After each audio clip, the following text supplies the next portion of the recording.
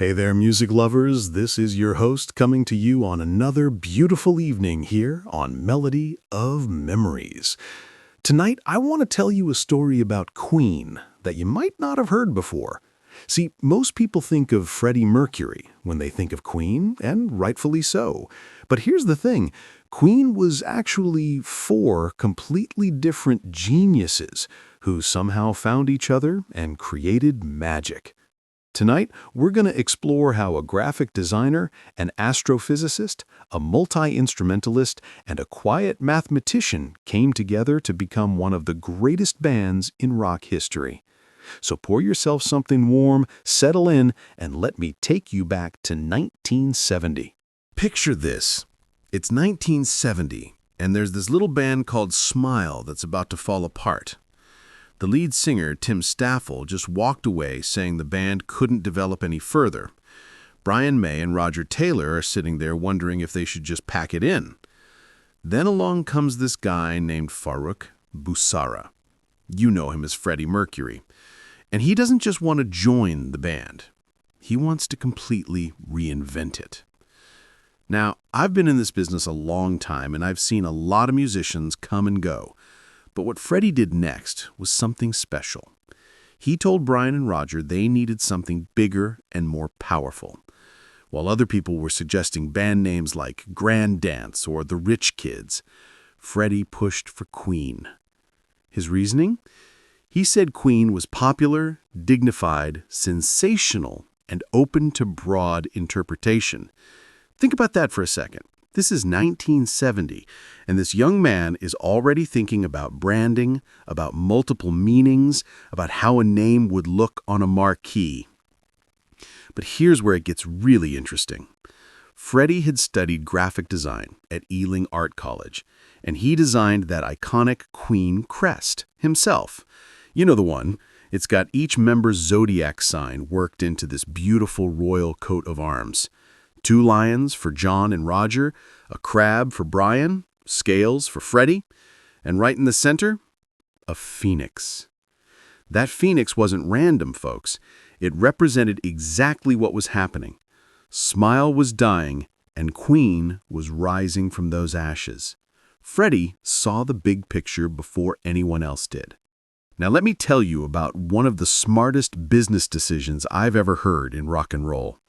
Early on, Freddie solved what could have been a band-killing problem. See, in most bands, whoever writes the song gets the money. But Freddie said, everything should be under the Queen name, so let's divide it equally. Roger Taylor admitted years later that this actually cost him money. He wrote many of their hits. But you know what? It prevented creative competition from tearing the band apart. That's leadership thinking right there. The proof was in their studio work. You ever wonder how they got that incredible sound on Bohemian Rhapsody? Freddie would do multiple complete vocal takes, then choose the best parts from each one. Those 180 overdubs on the opera section, that wasn't just perfectionism. That was Freddie crafting the band's collective sound. But here's the real test of a leader. In the early 80s, Queen nearly broke up. John Deacon took an unauthorized vacation, Brian and Freddie were fighting over musical direction, the Hot Space album was controversial, different personalities, different visions. It should have ended them. But Freddie held it together with what he called the family concept. Brian May said it perfectly. Nearly all of us wanted to leave the band at one point, but Freddie kept us together, constantly reminding us that we were family. The most telling moment came in 1983 when Freddie himself left for solo work. And you know what he discovered? He said the hired musicians followed his directions perfectly, but the music was terrible. He realized that all those arguments and creative tensions in Queen actually produced better results. So he swallowed his pride, reached out to the others, and said, let's get back together. That takes real wisdom, folks. Most people avoid conflict, but Freddie learned to channel it into something beautiful. That's the story of how a graphic designer became the architect of one of rock's greatest bands. But he was working with some pretty remarkable material. Let me tell you about Brian May, because this guy's story sounds like something out of a movie. Picture a young man in 1970 starting his PhD at Imperial College studying astrophysics. His thesis topic? A survey of radial velocities in the zodiacal dust cloud. Then Queen takes off in 1974, and Brian has to choose between rock stardom and finishing his doctorate. He chooses music. But here's the beautiful part. He keeps all his handwritten research notes in his attic for 33 years. Fast forward to 2006, Brian's in his late 50s, and he decides to go back and finish what he started. In 2007, at age 60, Dr. Brian May finally gets his PhD in astrophysics. How many rock stars can say that? But here's what I find fascinating. Brian's scientific mind didn't just coexist with his musical talent, it shaped it. Take the Red Special, that famous guitar he's played his entire career. He didn't buy it, folks. He built it with his dad, Harold, from 1963 to 1964. They used an 18th century fireplace mantelpiece for the neck, mahogany wood that was already 200 years old. The body came from an old oak table. The position markers, hand-carved from his mother's pearl buttons. They even filled wormholes with matchsticks and wood glue. But the real genius was in the electronics. Brian designed a 6-switch system that gives him about 16 different pickup combinations, serial connections, phase reversals. He understood the electromagnetic properties and engineered accordingly. This is the same guy studying cosmic dust particles, applying that systematic thinking to guitar design. Brian once said something that really stuck with me. He said scientific ideas are like riffs, melodies that aren't finished yet. The process is the same whether you're analyzing stellar spectra or creating those layered guitar harmonies Queen became famous for. Listen to those multi-tracked guitar parts on Queen 2 sometime. That's not just musical intuition, that's architectural thinking. Brian would record dozens of guitar tracks, building these orchestral walls of sound, layer by layer, just like he approached his research. And he's still at it, folks. After getting his doctorate, Brian collaborated with NASA on the New Horizons mission to Pluto. There's an asteroid named after him, 52,666 Brian May. Not many rock guitarists can claim that. Brian represents something we don't see much anymore, the Renaissance mind that doesn't see boundaries between art and science. He proved you can be both a rock star and a serious scientist and excel at both. But Queen had another member who was just as versatile in his own way. Let me ask you something. When you think of Queen's biggest hits, how many do you think were written by the drummer? If you guessed more than a couple, you'd be right to be surprised. Roger Taylor wrote Radio Gaga, which hit #1 in 19 countries. A Kind of Magic, I'm in Love with My Car. These Are the Days of Our Lives, their last UK #1. The Drummer wrote their last chart topper. Think about that. But Roger's secret weapon wasn't just songwriting. It was that incredible falsetto voice. This guy could hit notes that would make a choir boy jealous. We're talking about incredibly high ranges, what some people call dog whistle territory. In Bohemian Rhapsody, those impossibly high notes in the opera section, that's Roger. And here's the kicker. He's singing those parts while playing drums. You try keeping a steady beat while hitting notes that high. It's like patting your head and rubbing your stomach, except one mistake ruins the whole song. Roger was influenced by 3 drumming legends: John Bonham from Led Zeppelin, Keith Moon from The Who, and Mitch Mitchell from the Jimi Hendrix Experience. But he didn't just copy them. He took their power and wildness and made it theatrical, stadium-ready. Those rim shots on every backbeat, the way he uses cymbals for dramatic effect rather than just keeping time. That became the Queen sound. After the Magic Tour in 1986, Roger did something that showed his versatility.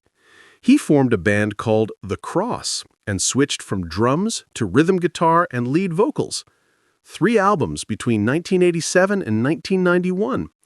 It never reached Queen's heights commercially, but it proved Roger was a complete musician, not just a drummer who happened to sing high. I remember Roger saying once, "I may not be the best drummer in the world, but I'm the best drummer for Queen." That's the key right there. Each member understood their role in something bigger than themselves. Roger's songwriting brought a different energy to Queen, more immediate, more radio-friendly than Brian's progressive tendencies or Freddie's theatrical concepts. Songs like Radio Gaga connected with regular people in a way that kept Queen relevant through changing musical fashions. It's fitting that These Are the Days of Our Lives was Roger's song. It became their farewell to Freddie, and in a way, their farewell to the classic Queen era. The drummer got the last word. But there was one member who chose a very different kind of last word. John Deacon was always the quiet one.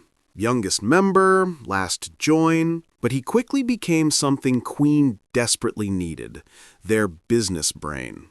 See, John had a mathematics and electronics background, and while the other 3 were focused on making music, John was reading contracts and managing finances.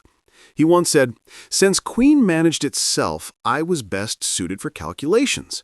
I reviewed every contract, and the band never questioned my decisions." Classic bass player, really, holding down the foundation while everyone else got the spotlight. But John was brilliant at it. While other bands were getting ripped off by managers and record labels, Queen stayed in control of their destiny because John Deacon was watching the books. But when Freddie died in November 1991, something fundamental broke in John. He played The Show Must Go On at the Freddie Mercury tribute concert in April 1992. That was essentially his goodbye to public performance. His reasoning was simple and heartbreaking. We can't replace Freddie. It's impossible. Queen without Freddie has no meaning. And John meant it. Complete retirement.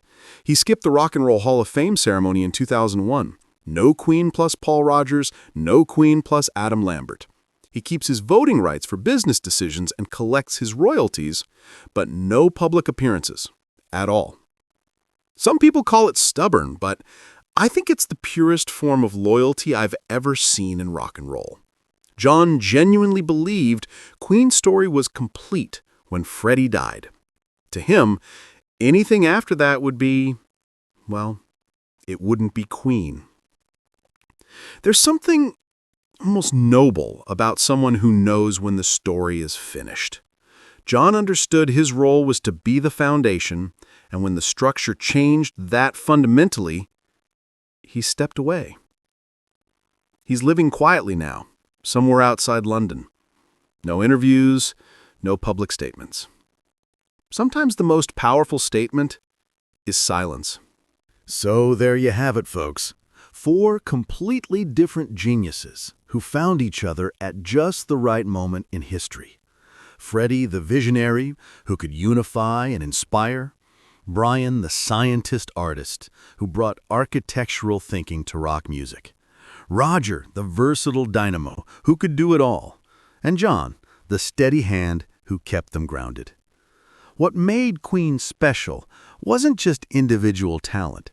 It was how those talents fit together like pieces of a puzzle. You couldn't replace any one of them without changing the entire equation. The creative tension Freddie learned to harness, Brian's methodical perfectionism, Roger's commercial instincts, John's quiet stability. It all had to be there for the magic to happen. Next time you hear a Queen song, remember that you're not just hearing 4 musicians playing together. You're hearing the sound of 4 different kinds of genius finding perfect harmony. This has been Melody of Memories. Thanks for spending this evening with me.